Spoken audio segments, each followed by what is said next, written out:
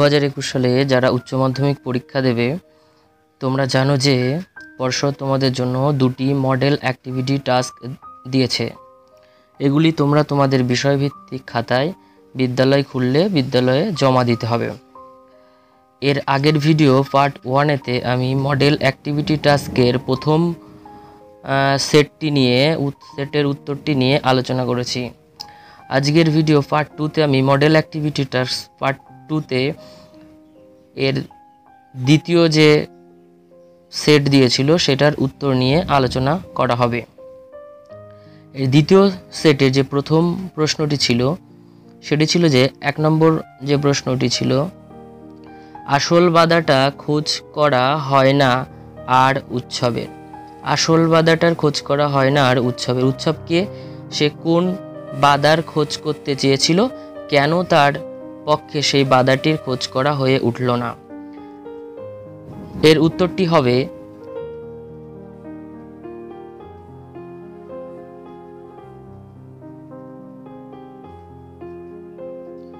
উৎসব কোনো অভিজাত চরিত্র নয়।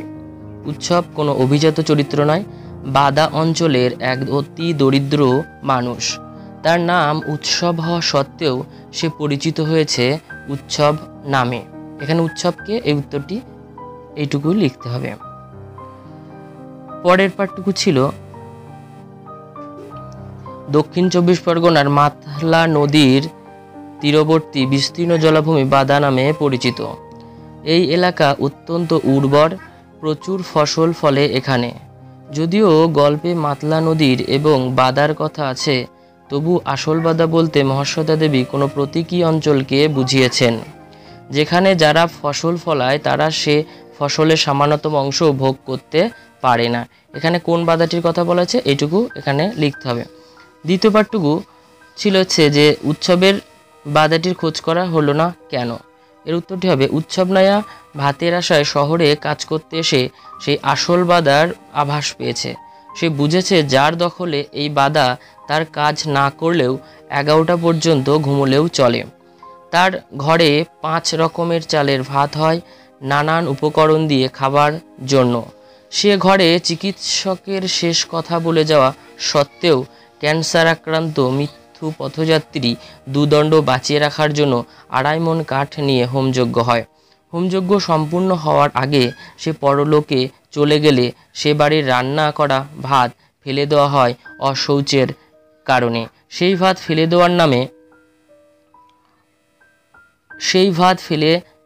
দেওয়ার নামে ডেকচি সহ নিয়ে আশা মিটিয়ে খেয়েছে উৎসব। ভরা পেটে ঘুমিয়ে গেছে সেই ডেকচি ধরে। বাড়ির লোকের অভিযোগে পেতলের ডেকচি চুরির অপরাধে উৎসবকে ধরে নিয়ে গেছে পুলিশ। তাই তার আর আসল বাধাটার খোঁজ করা হয় না। এর দ্বিতীয় প্রশ্নটি, এই সেটের দ্বিতীয় প্রশ্নটি হলো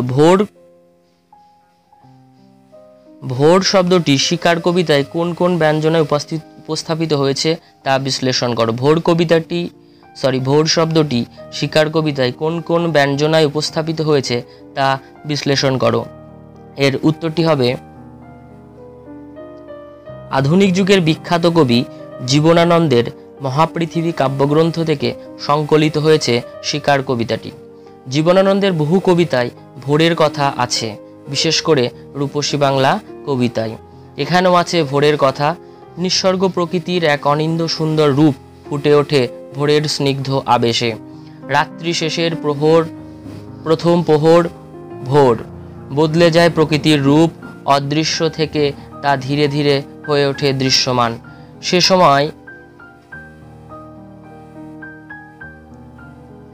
সময় আকাশের রং হয়ে ওঠে ঘাসফড়িংয়ের দেহের মতো কোমল নীল। চারিদিকে পেয়ারা আর নোনা গাছের রং তখন যেন টিয়া পাখির পালকের মতো সবুজ। এই দৃশ্য কবির ব্যক্তিগত অভিজ্ঞতায় আঁকা। বাংলাদেশের গ্রামাঞ্চলে এই রূপ দেখা যেত ভোরের আকাশে জেগে থাকা একটিমাত্র তারাকে। শীতের ভোরের চিত্র আঁকা হয়েছে এখানে, তাই আছে শীতের দাপটে জেগে থাকা মানুষের শুকনো পাতায় শুকনো পাতায় আগুন জ্বেলে শরীর গরম রাখার প্রয়াস। সে আগুনের রং মোরগ ফুলের মতো লাল। আগুন ধীরে ধীরে নিভে যায় সকাল হয়ে যাওয়ার সঙ্গে সঙ্গে। সারা রাত আত্মরক্ষার জন্য বনে বনে ঘুরে বেড়ানো হরিণও ভোরের অপেক্ষায় থাকে। মনে এক অদ্ভুত অনুভূতি জাগে তার, বেঁচে থাকার আনন্দ। তা এখানে এইভাবে কিন্তু এখানে ভোরের চিত্রটি কিন্তু লেখক শিকার কবিতার মধ্যে উপস্থাপিত করেছেন। তোমরা তো এই লেখাটি পারলে স্ক্রিনশটও দিয়ে রেখে দিতে পারো। এরপরের সেটের পরের প্রশ্নটি হলো 3 নম্বর প্রশ্ন, বুদ্ধিটা কি করে এলো তা বলি। বুদ্ধিটি কিভাবে তা বক্তার মাথায় এসেছিল। বুদ্ধিটা কি করে এলো তা বলি। বুদ্ধিটি কিভাবে তা বক্তার মাথায় এসেছিল। এই প্রশ্নের উত্তরটি হবে, এখানে বক্তা হলেন বিভাব নাটকের শুরুতেই প্রস্তাবনায় নাট্যকার শম্ভু মিত্র আলোচ্য কথাগুলি বলেছেন। বুদ্ধিটা কি? বুদ্ধিটা হলো সরকারি খাজনার ভ্রুকুটি এড়িয়ে কম খরচে কম আয়োজনে কিভাবে একটি নাটক দর্শকদের সামনে উপস্থিত করা যায় তারই। কারণ প্রসঙ্গত নাট্যকার জানাচ্ছেন তার নাটক করার মতো ভালো স্টেজ সিনসিনারি আলো ঝালোর কিছুই নেই, শুধু আছে নাটক করার অদম্য ইচ্ছা। তার উপর কোনো রকমের মঞ্চস্থ করলেও সরকারি পেয়াদাদের খাজনা দিতে হবে।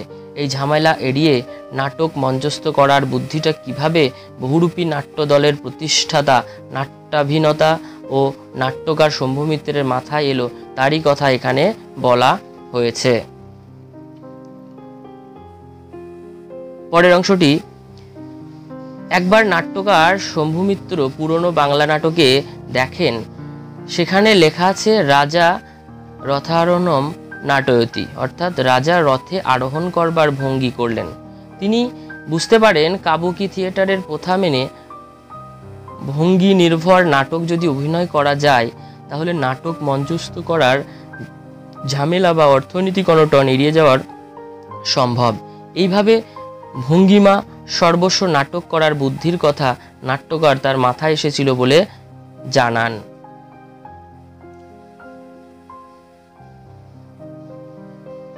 এর পরের প্রশ্নটি হল 3 দাগের অথবা প্রশ্নটির উত্তর যারা করবে তাদের জন্য, নাট্যাভিনয় একটা পবিত্র শিল্প, এই পবিত্রতার নামাবলীটা কিভাবে রজনীকান্ত চট্টোপাধ্যায়ের সামনে ফাঁস হয়ে গিয়েছিল।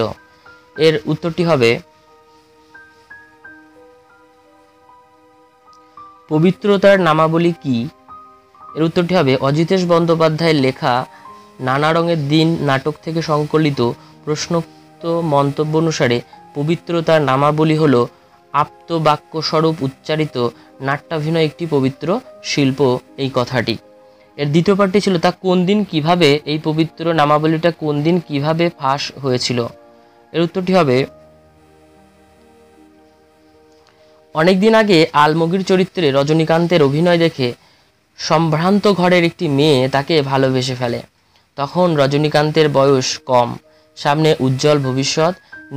নিজের ওপর গভীর আস্থা রেখে তিনি মেয়েটিকে স্ত্রী হিসেবে পেতে আগে অনেক পরিকল্পনা করে একদিন মেয়েটিকে রজনীকান্ত বিয়ের প্রস্তাব দেন। কিন্তু মেয়েটি স্পষ্ট জানিয়ে দেয় যদি তিনি থিয়েটারে ছেড়ে দেন তবেই সে বিয়ে করবে। রজনী এতে রাজি হন না, ফলে এতদিনের প্রেম ঘনিষ্ঠতা বিবাহে পরিণত হয় না। এই মানসিক আঘাতে বিপর্যস্ত রজনীকান্ত উপলব্ধি করেন দর্শক সাধারণ অভিনয় দেখেন কেবল আনন্দ লাভের জন্য, তাদের কাছে অভিনেতা হলো চাকর, জোকার, ক্লাউন। যেহেতু টিকিট কেটে তারা অভিনয় দেখে সেহেতু তাদের মনোরঞ্জন করাই অভিনেতাদের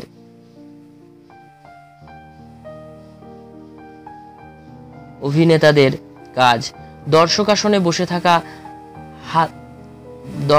বসে তারা হাততালি দেবে, প্রশংসা করবে, কিন্তু স্টেজ থেকে নামা মাত্রই অভিনেতারা তাদের কাছে আত্মমর্যাদা শূন্য আভিজাত্যহীন একটি থিয়েটারওয়ালা, নকল নবিশ অস্পৃশ্য ভাড় মাত্র।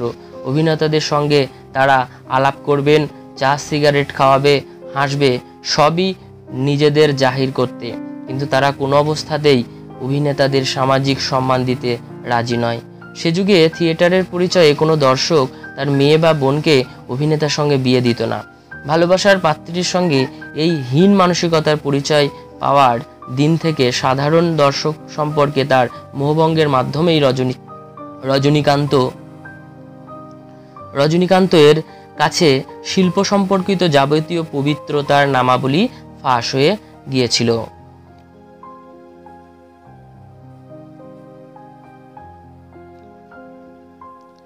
চারিদিকে প্রশ্নটি হলো, কত সব খবর কত সব প্রশ্ন। পড়তে জানে এমন এক মজুরের প্রশ্ন কবিতায় কিভাবে এই সব খবর আর প্রশ্ন উচ্চারিত হয়েছে? এর উত্তরটি হবে, এর জন্য তোমরা এই পেজটি স্ক্রিনশট দিয়ে রাখো।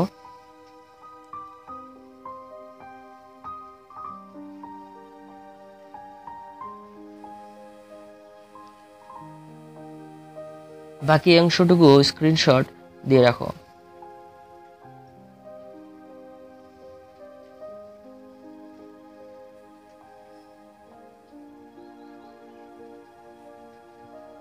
পাঁচের দাগের প্রশ্নটি হলো, চোখের জলটা তাদের জন্য। কার চোখে জল, কাদের জন্য, কেন তার চোখে জল এসেছে?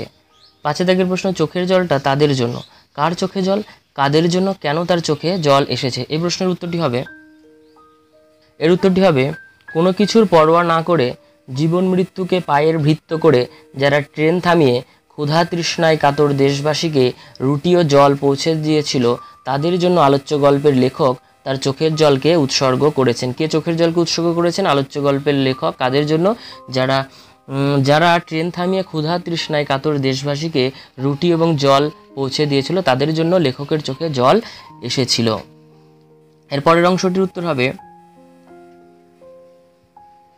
কোনো কিছু প্রাপ্তির আকাঙ্ক্ষা না করে যারা জীবন মৃত্যু পায়ের ভৃত্য করে কাতর দেশবাসীকে রুটি জল পৌঁছে দিয়েছিল, কৃতজ্ঞতাবশত তাদের জন্যই চোখের জল আসে কথকের।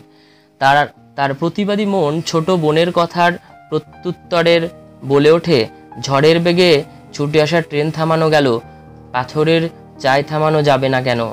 দ্বিতীয় ঘটনার আবেগতপ্ত বিশ্বাসযোগ্যতা তাকে প্রথম ঘটনা সম্পর্কেও সংবেদনশীল করে তুলেছে। তাই গল্প কথক সাশ্রুনয়ন হয়েছেন।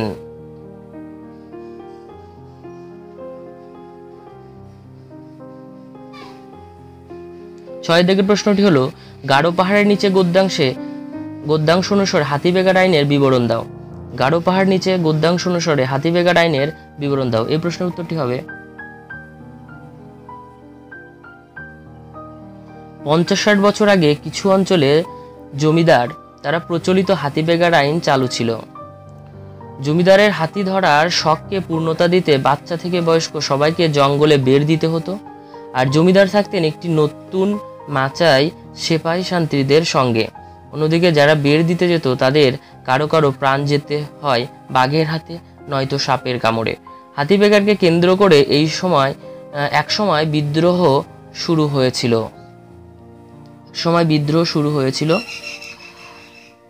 গোরাচাঁদ মাস্টার নেতৃত্বে প্রজারা অস্ত্রশস্ত্র সহ বিদ্রোহী হয়ে উঠল। চাকলায় বসত তাদের মিটিং। যদিও জমিদারের সেনাবাহিনীর হাতে তাদের পরাজয় ঘটেছিল, তথাপি এই হাতিবেগার প্রথা বন্ধ হয়ে গিয়েছিল। মডেল অ্যাক্টিভিটি টাস্ক 2 নম্বরটি উত্তর এখানে আলোচনা শেষ হলো।